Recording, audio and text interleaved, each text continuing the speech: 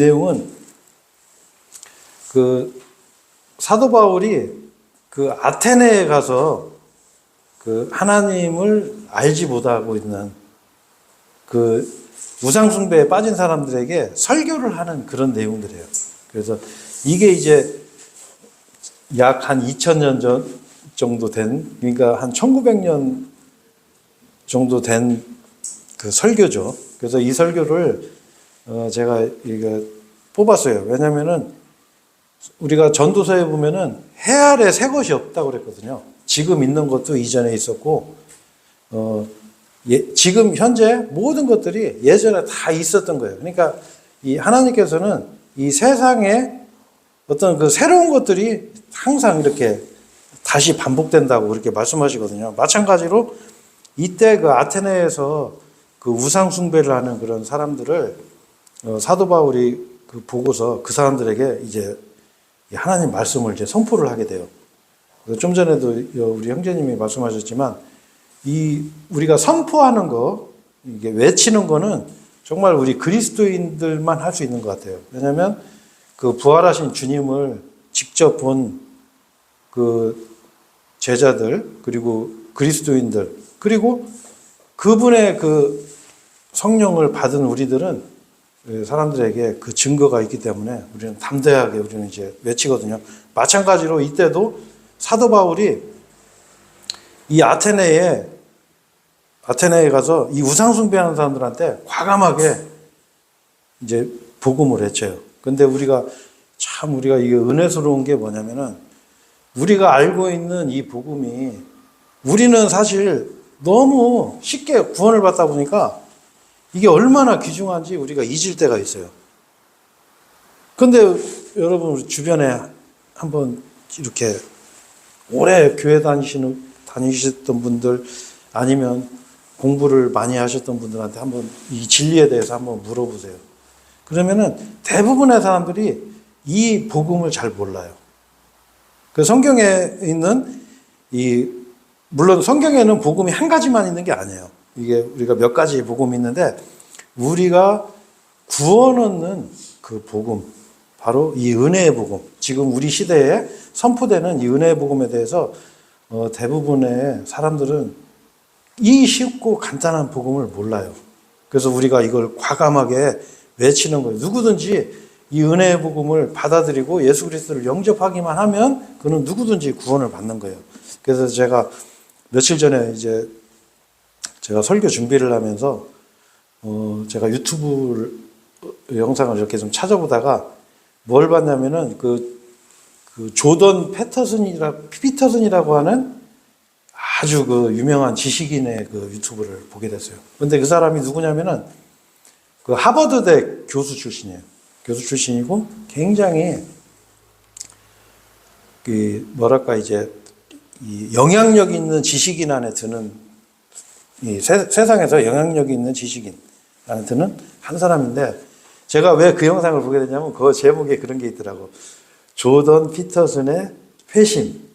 이 사람이 예수님을 믿게 됐다고 하는 그런 제목의 영상이 있더라고. 그래서 이게 지식인이 어떻게 예수님을 알게 돼서 영접을 했구나 이런 생각을 해서 제가 그 영상을 봤는데 그 교수님이 거기서 그런 얘기를 하더라고. 이런 말을 했어요. 뭐냐면 제가 아무래도 예수를 믿는 것 같아요 이러더라고. 믿는 것 같아요. 그러면 그게 안 믿는 거죠, 그게. 그러니까 이분이 굉장히 이렇게 활동을 왕성하게 하다가 자기 부인도 이렇게 암에 걸리고 자기도 한 1년 정도 어떤 병에 걸려서 크게 이렇게 이게 죽음의 문턱까지도 갔다 왔나 봐요. 그러니까 이 사람이 이제 죽음에 대해서 생각을 하게 된 거예요. 그러다 보니까 이제 예수님에 대해서 어떤 이 기독교에 대해서 고민을 하게 돼가지고 이 사람이 이제 그런 얘기를 했는데 제가 그 영상을 보면서 이 사람이 마지막에 그런 말도 하더라고요. 자기는 예수를 믿는 게 두렵다고 그래요. 두려운 거예요. 왜?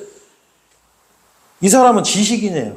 자기가 갖고 있는 그 수많은 지식들, 엄청난 그런 지식들이 있을 거란 말이에요. 그런데 어떻게 해요? 예수님을 믿으면은 이게 아무것도 아니게 되는 거야. 자기가 그동안 갖고 있던 소중했던 이 지식들이. 그리고 이제 예수님을 믿으면은 뭔가 자기가 기존에 내가 살아왔던 어떤 패턴에서 변화되는 뭐가 있을 거라고 생각하니까 이걸 두려워하는 거예요.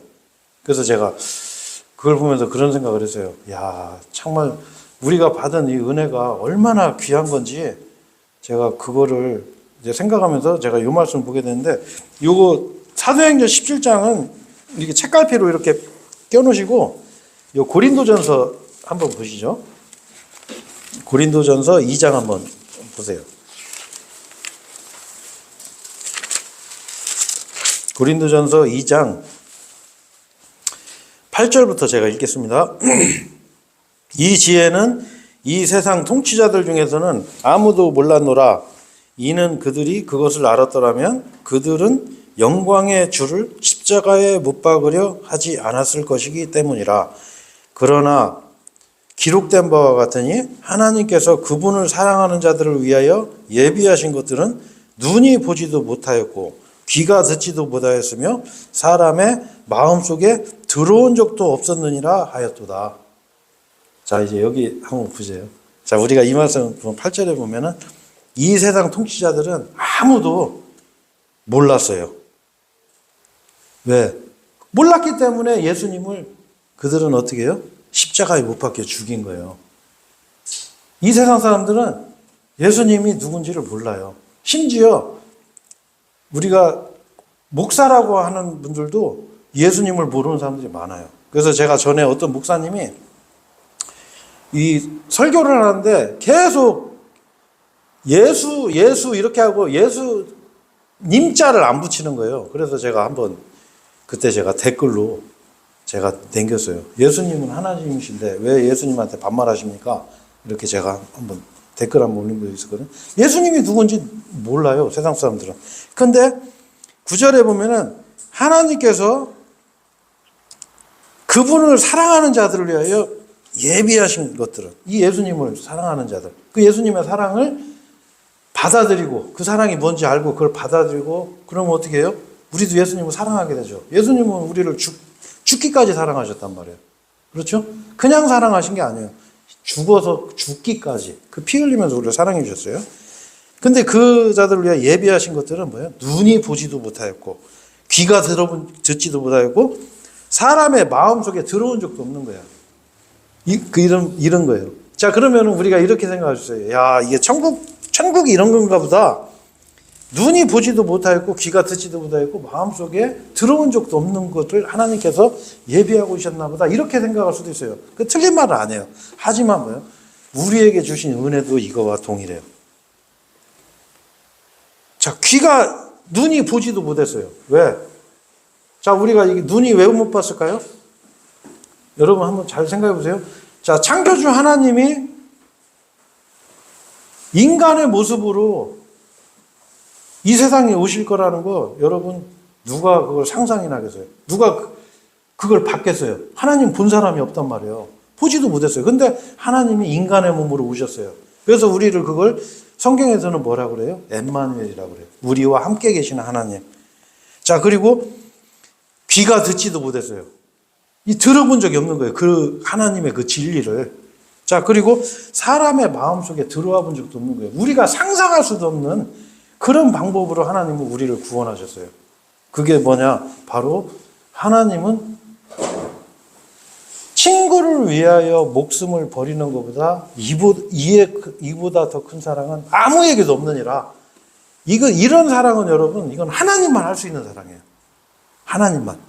하나님이기 때문에 이런 사랑을 할 수 있는 거예요. 그래서 우리는 어떻게? 이걸 우리는 아는 거예요. 세상 사람들이 들어보지도 못하고 보지도 못하고 생각도 못한 이런 사랑을 우리는 받은 거예요. 우리는 그걸 알아요. 그 사랑이 뭐냐? 바로 예수 그리스도의 십자가라는 거 우리는 알고 있죠. 그런데 이런 유명한 세상의 지식인들, 교수들도 이걸 모르는 거예요. 이걸 모르니까 어떻게 해요? 뭔가 진리는 찾고 싶은데 내가 갖고 있는 거 버리고 싶진 않고, 그러니까 어떻게 해요? 그냥 내가 요새 예수를 믿는 것 같아요. 이렇게 얘기하는 거죠. 근데 그걸 안 믿는 거예요. 믿는 것 같아요가 어디서 내가 믿는 건데. 그렇잖아요? 그건 말이 안 되는 거죠. 자, 그래서 제가 참 그걸 보면서 너무나 참 은혜가 되더라고요. 그래서 제가 너무 서론을 길게 하면 또 진도가 안 나가니까 제가 16절 한번 보시죠. 아까 그 책갈피 펴는데 이렇게 보세요. 사도행전 17장 16절. 이때 바울이 아테네에서 그들을 기다리는 동안 도시가 온통 우상숭배에 빠진 것을 그가 목격하자 그의 영이 그 안에서 뭐가 됐어요? 격동되었더라 이랬어요. 자, 여기서 바울이 아테네에 가서 보니까 그 아테네는 여러분들 뭐 잘 아시겠지만 다신교를 믿는 나라예요. 다신교. 그러다 보니까 수많은 그 신들의 형상들이 있었던 거를 이 바울이 본 거예요. 거기서 그걸 보면서 아테네가 그걸 봤어요. 그러면서 바울이 그의 영이 그 안에서 격동이 된 거예요. 이제.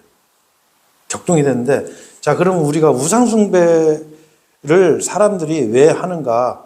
그것도 우리가 한번 돌아보고 한번 생각을 해봐야 돼요. 왜냐면은 사람은 동물하고 다른 것이 뭐냐면은 사람은 무엇인가를 믿어요. 아무것도 안 믿는 사람은 아무도 없어요. 다 믿어요. 그래서 우리가 보면은 문명이 전혀 없는 그런 문명이 들어가 본 적도 없는 그런 데서 사는 사람들도 뭔가를 믿거든요. 그죠? 안 믿는 사람은 없어요. 근데 오히려 요즘은 세상이 마지막 때가 되다 보니까 어떻게 해요? 무신론자들이 생기는 거예요. 근데 원래 무신론자는 없어요. 사람은 뭐든지 믿게 돼 있어요. 그런데 왜 우상숭배를 하게 되냐면 여러분 이런 게 있어요. 하나님은 우리가 저번 시간에 공부했죠? 하나님은 한 영이에요. 한 영. 무슨 얘기냐면은 하나님께서는 그냥 영이 아니라 한 영, 인격체예요. 인격체. 지성을 갖고 계신 분이에요. 그래서 우리에게 복을 주시기도 하고 화를 주시기도 하세요. 심판하시기도 하시고 우리를 판단하세요. 자, 그러면 어떻게 해요? 우리가 하나님을 섬기려면 어떻게 해요? 하나님 앞에 가려면 우리가 뭘 해야 돼요? 여러분? 회개를 해야 돼요. 회개. 내가 막 열심히 죄짓고 내 마음대로 막 살고 하다가 하나님 앞에 무릎 꿇고 아이고 하나님 이렇게 기도할 수 있어요? 안 돼요. 하나님을 섬기려면 하나님이 원하시는 대로 내가 살아야 되고 회개를 해야 돼. 그러니까 어떻게 사람들은 회개를 하기 싫어해요. 왜? 자기 고집이 있어요. 자기 고집. 이 로마서 2장에 보면 나오죠. 자기 고집과 회개치 않는 그런 마음들이 사람들에게 있거든요. 그러니까 사람들은 대답하지 못하고 나에게 복과 화를 줄 수 없는 그런 우상을 믿는 거예요. 그러면 너무 편하거든. 우상은 나한테 벌을 내리질 않아요. 우상은 나한테 요구하는 게 없어. 내가 하고 싶은 대로 하면 돼. 내가 하고 싶은 대로 세워놓고 그냥 빌고 기도하고 하면 되는 거예요. 그런데 이 우상숭배가 얼마나 큰 죄라는 것을 사람들은 몰라요. 근데 성경에서는 우상숭배가 엄청나게 큰 죄라고 그렇게 나와요. 자, 우상숭배에 대해서 성경에 이제 어디를 보면 정의를 잘 해놨냐면 이사야서 한번 보시죠. 이사야 44장.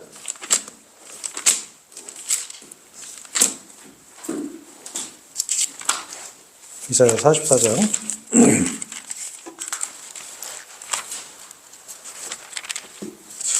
이사야 44장 9절, 제가 이거 그냥 읽을게요. 9절에 보면 조각된 형상을 만드는 자들 그들 모두는 헛되도다. 그리고 그들이 열광하는 것들은 유익을 주지 못하리니 그들이 그들 자신의 증인들이라. 그들은 보지도 못하고 알지도 못하나니 그들이 수치를 당하리라. 자, 그리고 13절 보시면 목수가 자신의 줄자를 펼치니 그가 줄로 그것을 표시하는도다. 그는 대패들로 그것을 맞추나니 그가 그것을 컴파스로 표시하고 사람의 모형을 본떠 사람의 아름다움에 따라 그것을 만드는도다. 이는 그것이 집안에 남아있게 하려 함이라. 그는 자신에게 백향목을 베어두고 사이프러스 나무와 상수리 나무를 취하나니 그가 숲의 나무들 사이에서 자신을 위하여 그것들을 강하게 하는도다. 그가 물풀의 나무를 심나니 비가 그것에 양분을 주는도다. 이렇게 이제 나무를 가지고서 이제 15절에 보면 그 다음에 그것은 사람을 위하여 땔감이 되리라. 이는 그가 그것의 일부를 취하여 자신의 몸을 따뜻하게 할 것이기 때문이라. 진정 그가 그것에 불을 붙이고 빵을 굽는도다. 진정 그가 신을 만들어 그것을 경배하는도다. 그가 그것을 조각된 형상으로 만들어 놓고서 그것에 대고 엎드리는도다. 16절에 그가 그것의 일부를 불 속에서 태우고 그것의 일부로는 그가 고기를 먹는도다. 그가 구이 요리를 불에 붓고 배를 불리는도다. 진정 그가 자신의 몸을 따뜻하게 하며 말하기를 아 나는 따뜻하도다. 내가 불을 보았도다 하는도다. 그리고 17절에 그리고는 그가 그것들 중 남아있는 것으로 신을 만드나니 곧 그의 조각된 형상이로다. 그가 그것에 대고 엎드리며 그것을 경배하고 그것에 기도하여 말하기를 저를 구하소서. 이는 당신께서 저의 신이기 때문이다 하는도다. 자, 이제 여기인데 좀 길었죠. 이게 뭐냐면은 우상숭배가 이런 것 같다는 거예요. 뭐냐면 나무 하나를 갖다 놓고 내가 어떤 조각상을 만드는 거예요. 자, 조각상을 만들어 가지고 그럼 조각상을 만들 때 이렇게 쳐내면은 이 나무 다른 나무가 떨어져 나갈 거 아니에요? 그러면 이 다른 나무가지로 뭐 하냐면 불을 떼 가지고 빵도 구워 먹고 내 몸을 따뜻하게도 하는 거예요.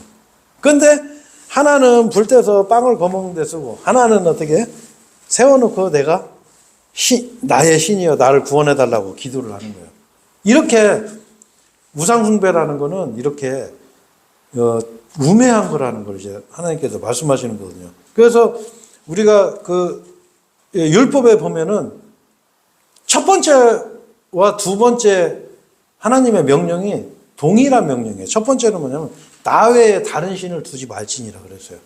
나 외에. 자, 그 다음에 두 번째 명령은 뭐냐면은 우상숭배를 하지 말아요. 우상숭배. 근데 이 우상숭배를 하지 말라고 하는 말씀하실 때 이 우상숭배는 하나님께서 거기에 뭐라고 하냐면 나는 질투하는 한 하나님이라 이러셨어요. 질투하는 한 하나님. 뭐냐? 하나님 외에 다른 존재나 다른 형상에게 경배하는 것을 하나님께서는 질투하신다고 그랬어요. 근데 우리가 이제 질투하면은 이렇게 생각해요. 조선시대 때 칠거지약 중에 하나, 투기하지 말지니라. 뭐 이런 거 생각하거든요. 그런 질투가 아니에요. 하나님의 질투는 뭐냐면은, 하나님은, 신명기 4장 24절에 보면은, 태워버리는 불이라고 그래요. 태워버리는 불. 주 곧 너의 하나님은 태워버리는 불. 곧 질투하는 하나님이라 이거예요. 질투하는 하나님. 하나님의 질투는 뭐냐면, 태워버리는 불이에요. 여러분, 하나님을 정확하게 하시려면 십자가를 보시면 돼요. 자, 십자가는 뭐예요? 하나님의 공의가 있고 하나님의 사랑이 동시에 있는 거예요. 하나님은 마찬가지로 사랑을 하시지만 하나님은 그 사랑의 반대로 질투를 하시는 거예요. 질투. 하나님을 거부하는 사람들에게 질투를 하세요. 그래서 솔로몬의 아가서에 보면은 사랑은 죽음처럼 강하고 질투는 음부처럼 잔인하다고 그랬어요. 질투가 음부처럼 잔인한 거예요. 그곳의 숫들은 여기 음부에서 뭐가 있다고 그랬어요? 숫이 있어요. 숫. 지극히 강렬한 불꽃을 내는 불의 숫들이라 이렇게 말씀하세요. 하나님의 질투는 뭐냐면 영원히 불타는 지옥이에요. 그런데 우리가 어제도 우리가 복음 선포하러 나갔을 때 보면은 터미널 앞에 이런 데 보면은 여호와의 증인들이 이렇게 항상 서 있어요. 근데 그 사람들은 이 지옥을 믿질 않아요. 그리고 지옥을 믿지 않는 사람들이 많아요. 왜 그러냐면은 그 사람들이 보는 성경에는 이 지옥에 대한 단어가 많이 삭제가 되어 있어요. 지옥을 누가 제일 싫어할까요? 마귀가 제일 싫어해요, 마귀가. 구원받지 않은 사람들이 제일 싫어해. 그래서 지옥에 대해서 삭제를 하는 거예요. 그리고 이런 교회에서도 요즘은 대부분이 지옥에 대해서 말을 하지 않아요. 왜? 지옥 간다라고 그러면 사람들이 기분 나빠하니까 지옥에 대해서 얘기하지 않아요. 근데 하나님의 질투는 뭐냐면 바로 소멸하는 불이에요. 타오르는 불. 불로 하나님은 질투하시는 거예요. 그래서 우상숭배에 대해서 하나님께서 굉장히 완고하세요. 제가 우상숭배에 대해서 마지막에 제가 요 한 가지만 보고 넘어갈게요. 우상숭배에 대해서 얼마나 강하게 구약시대 때 처벌을 했는가 그거 한번 보시죠. 신명기 17장 한번 보세요. 출애굽기, 레위기, 민수기, 신명기. 네, 창세기, 출애굽기, 레위기, 민수기, 신명기 이렇게 신명기 17장.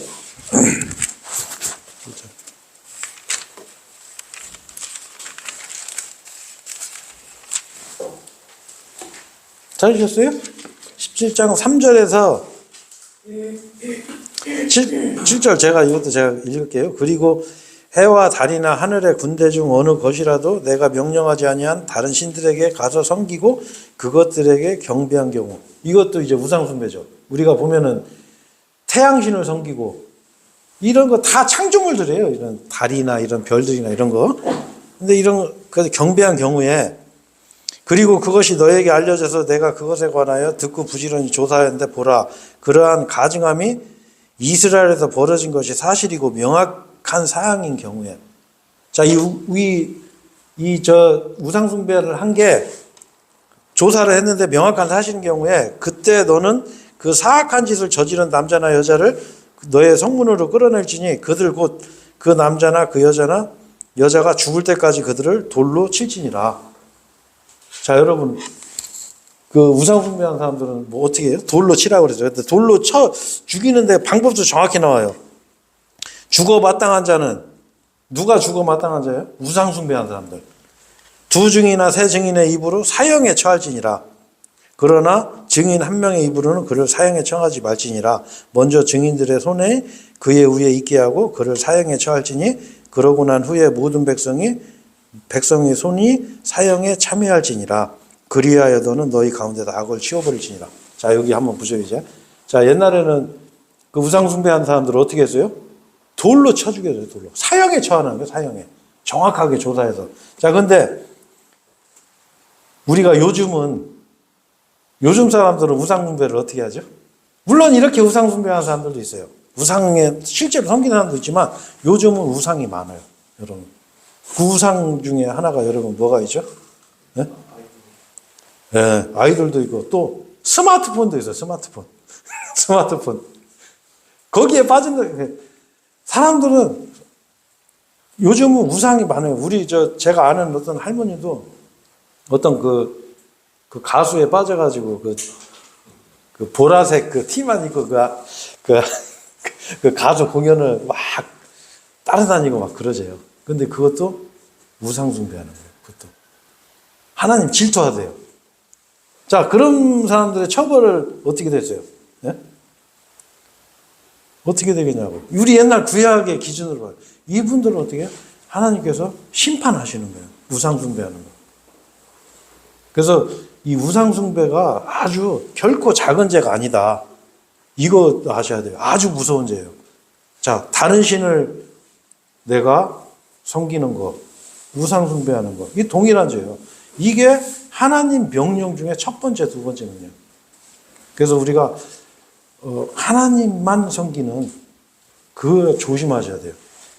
그 다음에 이 사도 바울이 이제 16절에 다시 이제 아까 그 사도행전 17장으로 한번 가보시죠. 사도행전 17장. 사도행전 17장. 거기 좀 찾아드리세요. 자, 못 찾. 사도행전 17장. 못 찾으실 거예요. 네. 네. 그래도 그렇게, 참. 그렇게 자꾸 찾다 보면은 이제 나중에는 잘 찾아요. 훈련이 돼서.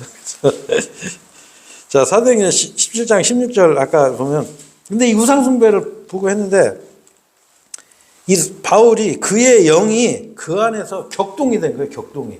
그 영이. 사도 바울의 그 영이. 그 사도 바울의 그 영이 뭐겠어요? 바로 성령님, 성령님. 우리 안에는 성령님이 계시잖아요. 그 성령님이 어떻게 해요? 그런 모습을 봤을 때 이게 영이 격동이 되는 거예요. 영이 격동이. 자, 근데 우리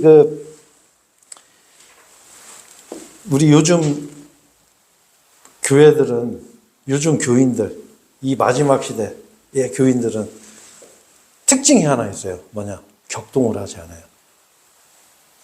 격동을 하지 않아요, 여러분.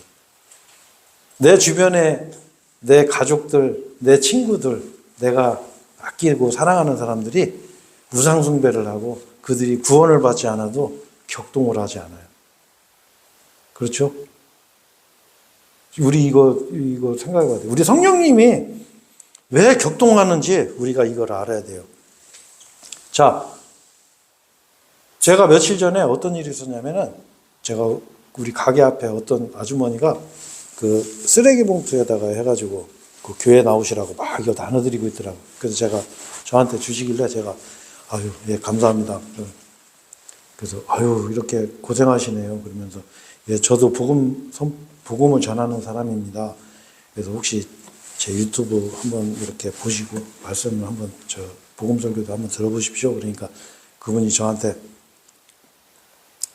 막 굉장히 안 좋게 막 좀 약간 화도 내고 그러시더라고요. 그래서 제가 이제 그분하고 이렇게 대화를 해봤는데 그분이 그런 말을 하시더라고요. 그래서 우리는 절대 논쟁을 안 합니다. 그래서 우리는 말을 안 합니다. 이러는 거예요. 그게 미덕인 줄 알아요. 근데 그렇질 않아요, 여러분. 우리가 성경에서 보면요. 제가 몇 분의 한번 예를 들어볼게요. 우리가 그 사도 바울이 성격이 어땠던 사람이냐면, 지금, 사도행전 지금 피고 있죠? 자, 그 전에 당겨서 13장 한번 보세요. 13장. 사도행전 13장 9절에 보면 여기 무슨 내용이 있냐면 이 마법사 엘루마스라고 하는 사람이 이 총독한테 복음을 전하는데 이 방해를 하는 거예요. 이 사람이. 네?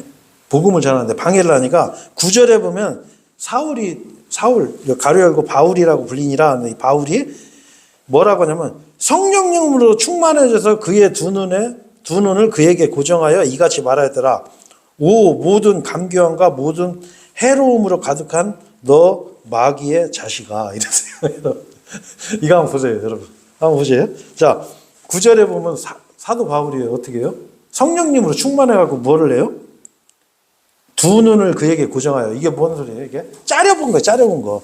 네? 여기에는 아주 좋은 말로 써놨는데 두 눈을 고정해갖고 막 짜려봤어요. 성령님으로 충만해갖고. 그 다음에 뭐라 그랬어요? 응? 야, 이 마귀 자식아 이랬어요. 여러분, 우리 그렇게까지 안 하잖아요, 우리는. 복음 전할 때. 야, 이 마귀 자식들아, 이렇게까지는 안 하잖아요. 근데 사도 바울은 이랬어요. 사도 바울, 성격이 이랬어요. 자, 그리고 예수님도 보시면, 우리가 성경에 보면, 예수님은 뭐라 그랬어요? 예수님은 사도 바울보다 더해요. 이 뱀들아. 네? 이 독사의 세대야. 우리 복음 전하러 나가서 다른 사람들한테, 야, 이 뱀들아, 독사의 자식들아, 이런 말 안 하잖아요. 근데 예수님은 하셨다니까? 그리고 예수님이 제일 많이 하신 말씀이 뭐냐면 너희에게 화가 있기를 바라노라. 네? 이게 뭐야? 저주하는 거예요, 저주. 너 화가 있기를 바라노라. 그 화라는 게 여러분 좀 안 좋은 일 당하고 이런 게 아니에요. 그 예수님 말씀하시는 화는 영원한 영벌의 지옥의 형벌을 말씀하시는 거예요. 마태복음에 11번 나와요, 11번. 제가 이거 다 세보려다가 너무 많아서 못 세겠더라고. 그리고 예수님 어떻게 해요? 그 성전에 가서 그 장사하는 사람들, 환전상들을 노끈으로 이 채찍을 만들어가지고 다 내쫓아버렸어요. 상들 다 뒤엎어버리고. 우리가 이단교회 가서 강대상 뒤집어 엎고 그렇게 안 하잖아. 그죠? 근데 예수님은 그렇게 하신단 말이에요. 베드로도 보통 성격이 아니에요. 베드로도 칼 가지고서 말콘가 하는 그 종의 귀를 잘라버리잖아. 이게 우리 이 그리스도인들은 여러분 이 격동하는 마음이 있어야 돼요. 그의 마음이 있어야 우리가 우리 주변에 우리 사람들에게 복음을 우리가 외쳐지는 거예요. 이 성령님께서 그런 마음을 사도 바울에게도 주신 거예요. 그래서 이제 사도 바울이 그 우상 숭배하는 모습을 보면서 격동이 돼서 거기서 이제 이 논쟁을 하게 돼요. 이 논쟁을 하는데, 자, 다시 사도행전 17장 다시 한번 가보세요. 17장. 네.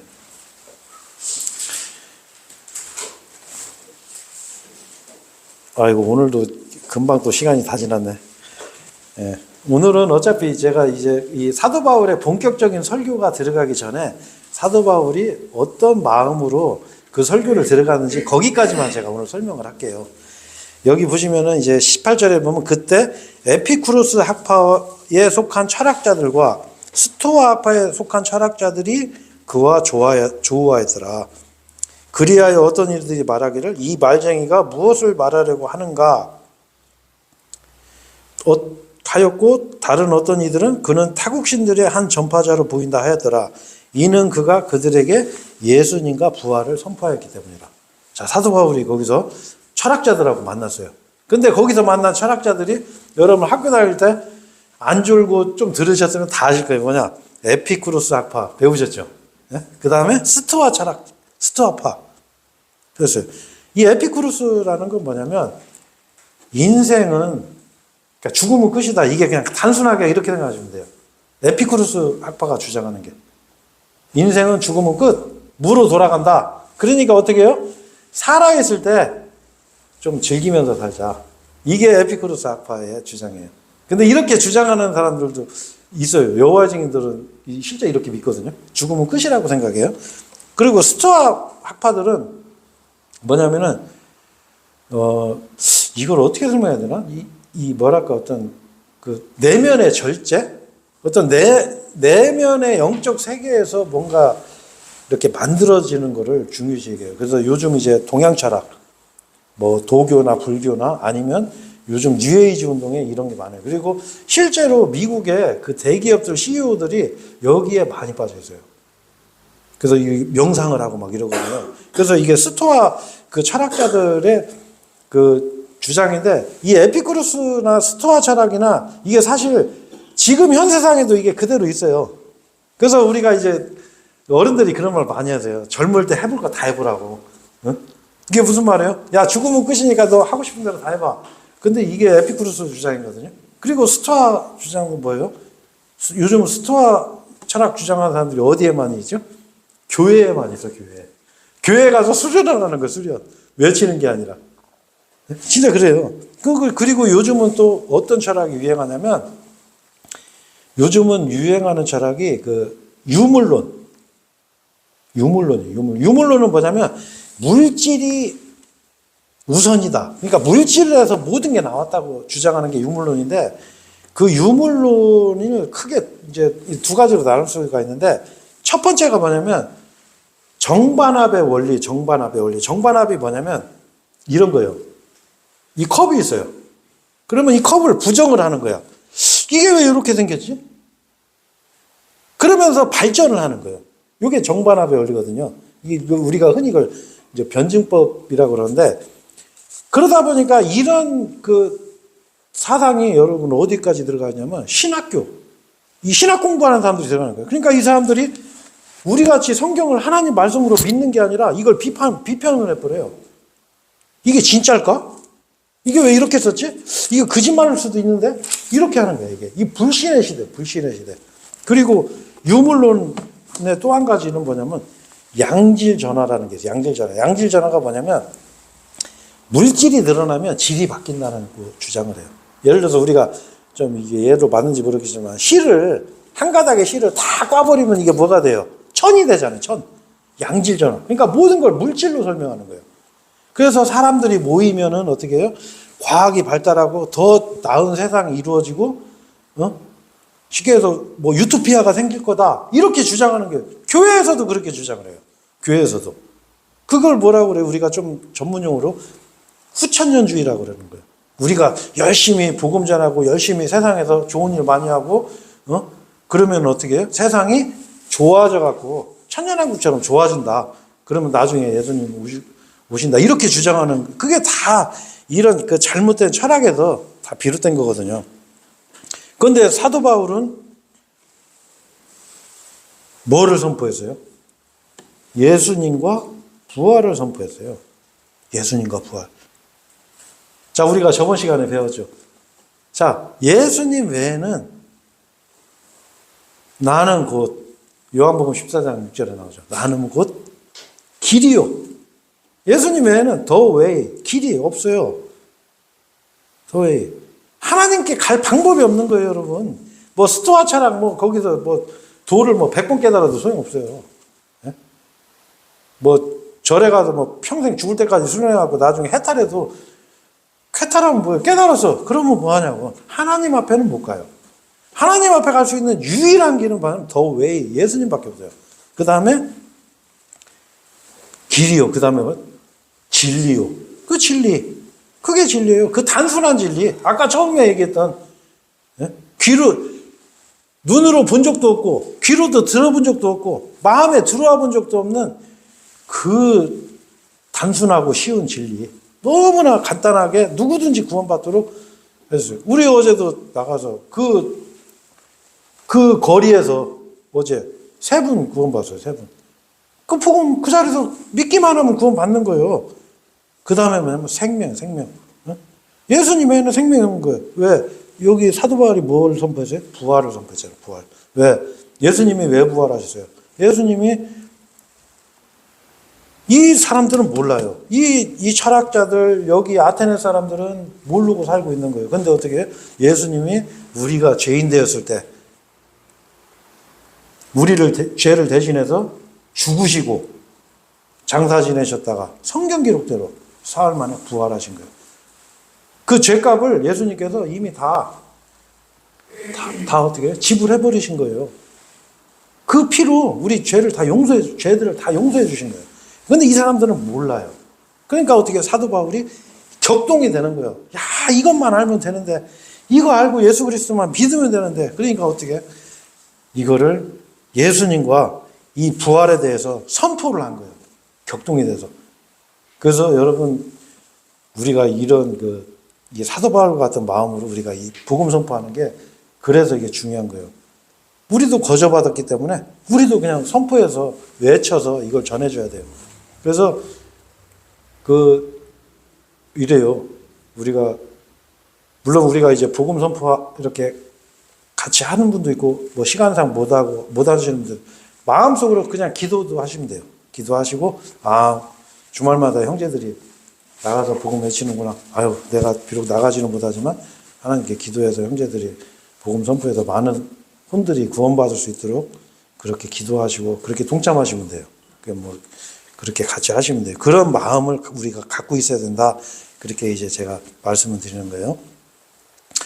그래서 이제 요 19절만 하고 제가 오늘은 여기까지만 하고 다음 주에는 이제 본격적으로 이 사도 바울의 설교에 대해서 들어갈게요. 19절에 보면 그러자 그들이 그를 붙잡았고 그를 아레오파구스로 데려와서 이같이 말하였더라. 이 새로운 교리가 무엇이며 무엇에 관하여 당신이 연설하는지 우리가 알 수 있겠는가. 그래도 이 사람들은 어떻게 해요?